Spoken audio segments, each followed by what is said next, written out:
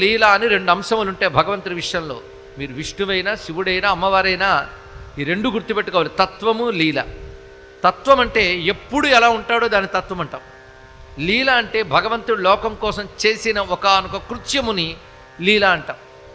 సృష్టికి పూర్వం నుంచి ఉన్నది తత్వమే.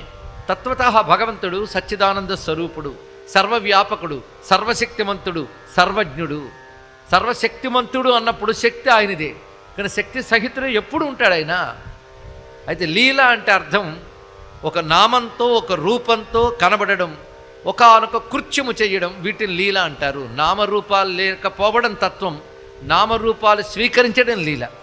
అయితే నామరూపాలు ఎందుకు స్వీకరిస్తాడు అంటే జగత్తును అనుగ్రహించడం కోసమే. ఆ నామాన్ని మనం పలుకుతూ జపిస్తూ ఆ రూపాన్ని ధ్యానిస్తూ ముక్తి పొందడం కోసం స్వామి నామరూపాలు స్వీకరిస్తాడు. తలంచి తరించడం కోసం లీల చేస్తాడు.